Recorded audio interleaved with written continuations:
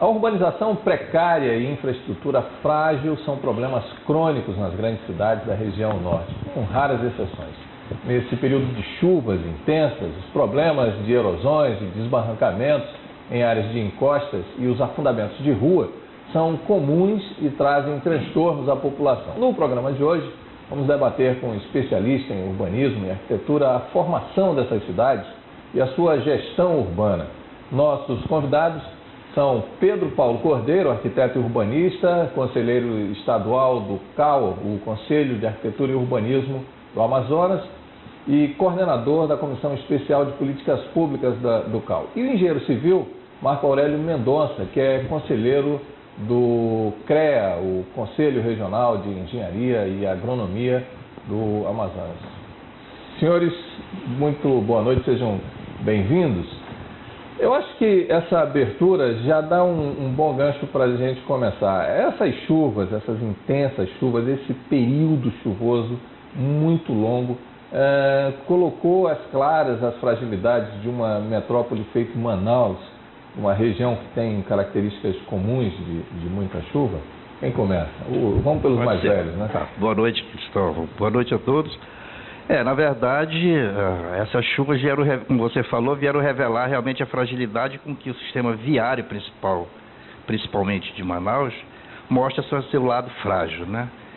Isso é consequência de muitos anos e anos de avaliações que se fazem e que você agora começa a mostrar a realidade.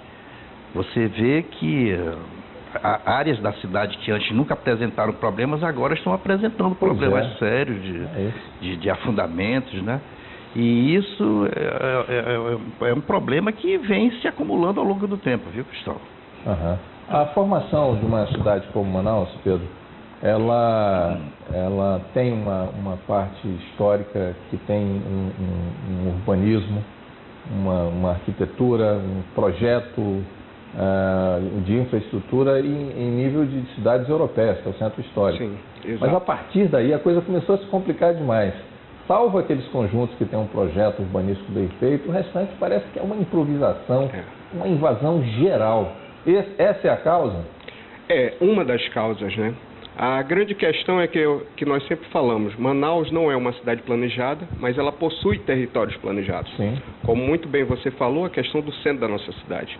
Houve todo um planejamento e tal, e obras que aconteceram referente a isso. Outro território planejado é o nosso distrito industrial. E esses conjuntos, certo? Mas, infelizmente, ocorreram muitas ocupações irregulares. Só por questões de dados, assim, para nós pontuarmos bem, hoje, atualmente, vivem aí 28 mil pessoas em áreas de risco. Né? 28 mil? 28 mil pessoas. Ou seja, elas estão ou em encostas ou estão em áreas de preservação. Ou seja, isso é uma temeridade, né? Então, o que ocorre? Essa falta, como muito bem o Marco falou, essa questão de décadas, né? Pode-se dizer assim, sem esse planejamento adequado, né? Lógico que nós vamos ter problemas e não vão ser problemas fáceis de resolver. Além do planejamento, Marcos, há uma questão de execução de obras também, por exemplo, das ruas, que é primário, que deveria ser obedecido? Não tenha dúvida, né? Não tenha dúvida, porque você se seguisse um projeto, a implantação de uma via, seguisse um projeto como ele de fato, executar planejado e elaborado, nós não teríamos, eu acho que a metade dos problemas que a gente tem, entendeu? Então, o que acontece? Normalmente, as vias eram executadas muitas vezes, isso acontecia de décadas. Eu cresci dentro da prefeitura e sei como foi que isso foi feito.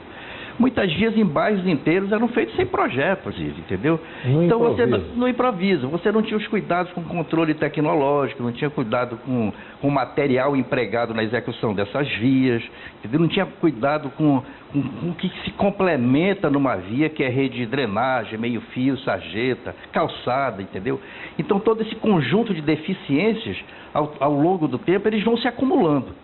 E aí os resultados afloram, acontecem chuvas com intensidade que aconteceu agora em Manaus, né? Você mostra que a qualidade não é boa. Tem uma coisa básica, se formam piscinas com muita facilidade.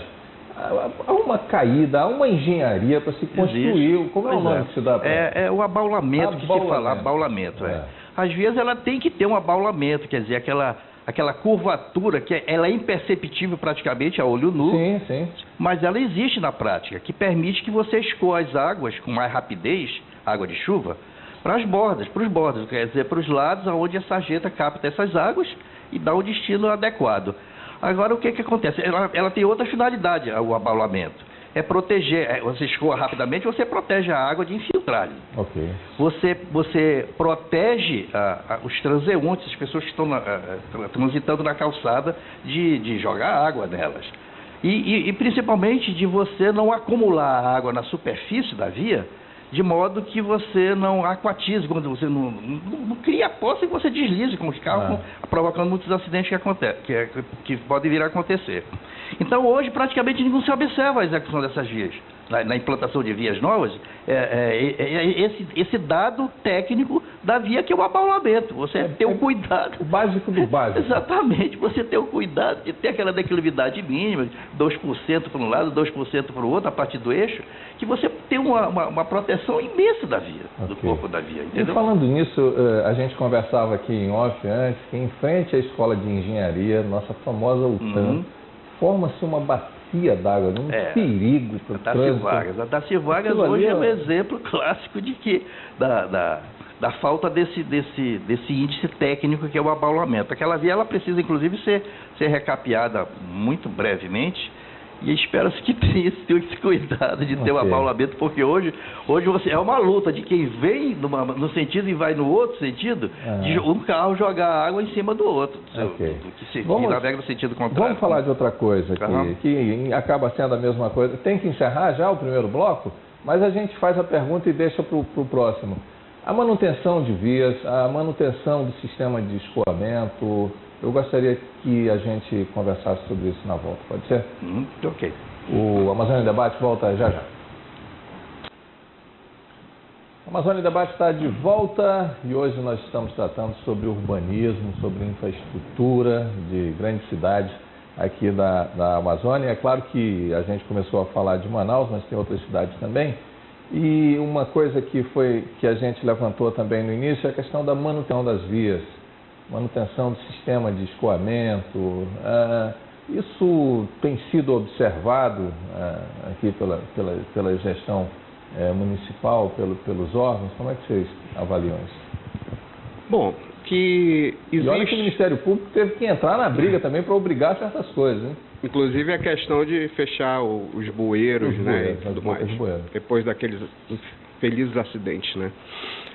Na verdade, o que se nota é que existe uma manutenção, só que vai além disso. Por quê? Como nós falamos no outro bloco, é uma somatória de coisas, tá? E aí não basta apenas a manutenção. O que tem acontecido muito, por questões das poças, inclusive, se recapeia, eleva-se o nível da via, que inclusive às vezes fica no nível da calçada. E aí a poça se forma na via e na calçada também, entendeu? Então é necessário que se faça um trabalho, digamos, eu acho mais apurado, né, de não só apenas o recapeamento, e sim a reconstrução da própria via, principalmente as principais, que não são muitas, né?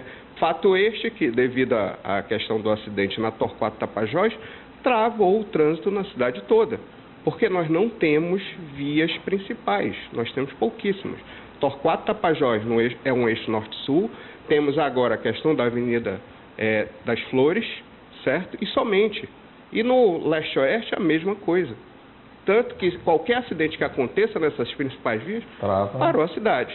Aquele acidente que teve aqui na Avenida Jornalista Humberto Calderaro Filho, é um exemplo. A carreta virou e pronto, travou a cidade durante 3, 4 horas. Impressionante isso. Né? Exatamente. Falando nisso, esses cruzamentos, esses viadutos, também alagaram, Marco Aurélio? Exatamente. É manutenção, que o Pedro estava falando. Eu acho que a Prefeitura provavelmente deve ter uma política de manutenção de limpeza da rede de drenagem. Mas eu acho que é insuficiente ainda para o volume de água que cai em Manaus e volume de lixo que se acumula na rua. Nós temos o péssimo hábito, nós, população amazonense, temos o péssimo hábito ainda de jogar muito lixo na rua, entendeu? E não basta só a prefeitura fazer limpeza, varreção, como faz, com certa eficiência, inclusive, mas ainda assim, com as chuvas intensas que caem na cidade, é carreado muita matéria sólida para dentro da rede de drenagem, Cristóvão. E isso vai se acumulando muitas vezes nessa rede, porque são tubos que têm uma rugosidade muito grande, ela retém muito lixo dentro, não escoa facilmente a água dentro da tubulação, quando tem matéria sólida. Então você vai acumulando ali galhos, garrafa PET, copo descartável, sabe? O copo descartável, por exemplo, é uma praga para acumular dentro da rede de drenagem. Então, a prefeitura eu acho que teria que intensificar muito mais a sua política de manutenção. Claro que a política de expansão da rede de drenagem é uma necessidade, mas a manutenção da rede é essencial. Essa própria rede que rompeu ali na Torquato agora, eu estava ouvindo o prefeito dando uma entrevista, ele falou que ela estava obstruída em mais de 50% com lixo acumulado dentro de um bueiro árbico. Bueiro árbico é um bueiro metálico com diâmetro, deve ter mais de 1 metro de diâmetro ali, eu não sei qual é o diâmetro ali, mas com certeza deve ter de 2 a 3 metros de diâmetro. E estava cheio de lixo. Então, você tem que ter uma política voltada para isso. E nessas trincheiras, nesses lugares que você fez referência agora, muito mais cuidado ainda, porque quando essas obras entregues, com certeza o sistema de drenagem funciona satisfatoriamente, funciona muito bem. E ali você tem que ter uma política de limpar semanalmente, 2, 3 vezes, por conta disso. Você tem uma dificuldade muito grande de fazer a manutenção depois que obstrui. Okay. Entendeu? Bom, já que vocês tocaram no assunto, vamos falar desse sistema natural de escoamento que a gente tem, que são os igarapés. Como é que isso, ao longo do tempo, tem sido administrado? A gente tem aproveitado bem essa vantagem ou está trabalhando contra a gente? Começando pelo Pedro. Bom, eu acredito que nós estamos trabalhando contra. Contra? Contra. Por quê? Uma prática, inclusive, de décadas atrás e até mesmo até há pouco tempo, é a questão de tubular o igarapé, né? Pois é. Então, quando você tubula ou você canaliza de alguma forma, você está, lógico, existem estudos hidrológicos e tudo mais, os cálculos, mas você está tirando aquele elemento natural do curso natural dele, né? E isso gera um problema. A natureza já trabalhou e já calculou aquela vazão ali. Por que se tem que deixar uma área de preservação, uma faixa de 30 metros para cada lado? Pois é. Além de, lógico, a questão da vegetação, da mata ciliar, é exatamente uma área de escape, tá? É isso que as pessoas não entendem. E aí, às vezes, começam a construir, inclusive, dentro do próprio igarapé e na faixa de preservação. E vai cada vez mais reduzindo o canal e tudo mais, e acabam esses problemas. Mas a gente percebe mais isso nesses gargalos, como você falou que aconteceu lá na Constantino e outros lugares que estouraram na cidade também. Mas a gente percebe que numa área do Prosamin, por exemplo, o problema é menor. Exatamente, Que solução foi dada ali? Como o Pedro falou, a cidade de Manaus, eu acho que a área urbana da cidade de Manaus, ela tem o privilégio de ser entrecortada de igarapés. Os igarapés, na verdade, funcionam como coletores naturais de água de chuva, gente.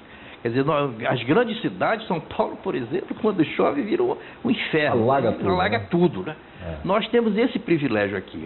E aí, na época que se implantou o Prosamin, que você canalizou bastante, alguns trechos de igarapés ali, houve uma preocupação muito grande da área técnica exatamente com relação a isso. Você vai canalizar, isso pode dar problemas, mas... Isso foi muito debatido muito debatido à época, entendeu? Mas o que a gente observa hoje? Que com essas chuvas imensas, dizem que choveu 128 milímetros naquele dia. 120, mais num de 120 dia. milímetros naquele dia, né? É uma quantidade absurda de água. Mas você não ouviu falar de problemas na área do Prosamin. O que significa dizer que ela foi muito bem planejada, houve os estudos hidrológicos que se recomenda para esses casos. Agora, o ideal era você não mexer, mesmo deixar os igarapés naturalmente, inclusive sem ocupação nessa faixa de 30 metros para cada lado, que infelizmente na nossa área urbana não existe igarapé que não tenha essa ocupação. Isso é um problema para a prefeitura, para o poder público, porque isso custa muito dinheiro você tirar a população dessas áreas, que com certeza deve estar algumas centenas de pessoas, ou milhares mesmo desses que você falou, em áreas de risco, que sofrem, que quando alaga você eleva, claro, o leito do canal, e aí você atinge logo essas casas. Então, é uma preocupação muito grande você ter isso. Senhora, a gente vai ter que fazer mais um intervalo, e na volta, no nosso último bloco, eu queria que a gente falasse um pouquinho mais sobre saneamento básico, e um pouquinho mais sobre esse conceito de sustentabilidade de uma cidade construída no meio da maior floresta do planeta. Pode ser? Ok. O Amazônia Debate volta já. O Amazônia Debate está de volta e a gente está debatendo hoje sobre a infraestrutura de grandes cidades aqui na Amazônia. A gente deixou para esse último bloco falar do saneamento básico, que na verdade é a grande questão que se coloca em qualquer cidade, em qualquer país civilizado e um pouquinho adiantado. Primeiro se resolve a questão do saneamento básico. A gente está nos últimos lugares aí na colocação aqui no Brasil e no nível internacional dos piores também. Passou da hora de se resolver isso, Pedro? De levar isso como política pública de verdade? Sem dúvida, né? Isso é um tipo de política, né, saneamento básico, que ela tem que ser resolvida a médio e longo prazo, né? Você não consegue resolver a curto prazo, né? Temos aí o exemplo da questão do Prosamin. A retirada e recolocação das pessoas de uma maneira é um exemplo, né? É um bom exemplo, pelo menos nessa área de saneamento básico. Só que o que se nota? Não se tem esse planejamento. Existe um plano, tudo mais, mas as gestões, elas acabam passando... São muito imediatas, são muito pontuais, são muito... Entendeu? Você, para resolver isso, você vai demorar no mínimo aí 10 anos. No mínimo. Existe um plano nacional até 2035, sim, mas não avança anualmente, né? Não avança, porque um dos motivos é exatamente aquilo que, às vezes, alguns políticos falam, né? Não dá voto, entendeu? Só que se esquecem o seguinte, se você investir $1 em saneamento básico, você economiza 4 em saúde pública, né? Então, eu acho que nossos políticos deveriam pensar mais isso, rever os seus conceitos. Mas a gente vai ter que voltar, por exemplo, do Prosamin, acho que dá voto, dá saúde, que ele falou, e dá tudo. Um exemplo, né, Marcos? Quando ele é bem planejado, acho que sim. Mas, normalmente, os políticos pensam assim, obras que são enterradas não dão voto, então eu não vou me preocupar com isso, entendeu? E aí, saneamento, quando a gente fala em problema de saneamento, você está falando de água potável, abastecimento de água. Preciso lembrar de tudo, né? Pois é, esgoto sanitário, drenagem, tudo isso são componentes que formam o saneamento básico numa cidade, né? Hoje, Manaus, olha, em 2017, nós temos problemas ainda de abastecimento de água, gente, não é? Nós temos problema, rompe aqui, rompe ali, arrebenta a rede, né? Eu não sou especialista na área, mas você acompanha diariamente, olha, vai faltar água nos bairros X e tal, deixando 300, 400, 500 mil pessoas sem água por bastante tempo. Então, você tem que repensar. Agora, Cristóvão, isso é muito difícil para os governantes, porque isso são investimentos pesados, são muitos recursos que você precisa ter. O governo federal, na situação que está, sem recurso para investir, prefeitura muito pior ainda, que é a sua responsabilidade, praticamente isso. E aí você vê, a prefeitura com um orçamento de pouco mais de 4 bilhões para 2017, desses 4 bilhões e 100 milhões, só deu 5% para investimento em tudo. 5% disso aí. Mas, Marcos, você tem experiência, você sabe que tem agências internacionais que estão dispostas a investir em infraestrutura. Não falta também um pouquinho de visão e disposição? O Prosamin foi todo ele financiado pelo Banco Internacional. Outro exemplo. Entendeu? Você tem aqui na América do Sul mesmo, tem um órgão que é a COAF, A agência de fomento, uma agência de fomento que financia também. Andina. A agência de fomento Andina, que financia também. Não tenha dúvida.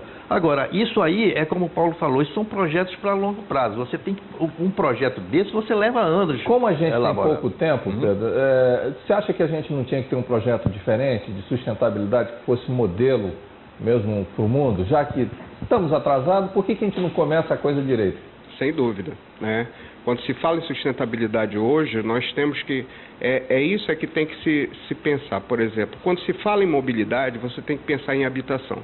Você tem que pensar em meio ambiente e assim sucessivamente, porque tudo está conectado. Tudo interligado. Tá? Em sustentabilidade, você não pode pensar só sobre uma ótica, sim sobre essas óticas, né? E aí, abrangendo o campo econômico, né, o campo social e o campo ambiental. Né? Com isso, sim, pode-se fazer um projeto a longo prazo, tipo 2030, 2050, entendeu? Onde você coloca todas essas componentes e você resolve grande parte desses problemas que nós vemos hoje. Esse conceito de sustentabilidade é obrigatório a partir de agora para a gente encerrar, mano? Eu acho que sim, eu acho que isso aí tem que ter, os governantes têm que ter essa responsabilidade com isso, porque senão quem o maior prejudicado são as populações, não tenha dúvida nenhuma, né? E esse conceito tem que ser implementado mesmo, acredito, Cristóvão, independente até da situação financeira que cada governo, seja ele municipal ou estadual, tenha. Uma outra coisa que eu vejo que é importante também nisso são os governos trabalharem unidos. Você não pode trabalhar dissociado.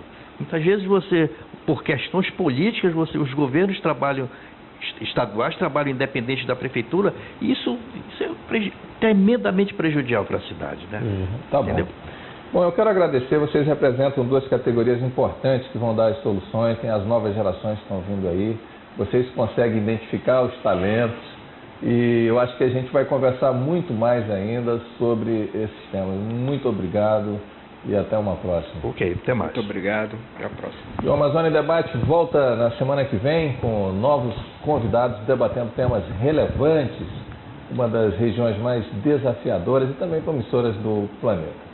Os horários alternativos de reprise você pode conferir no nosso site, no site do Amazon Site, e aproveite. Até a próxima.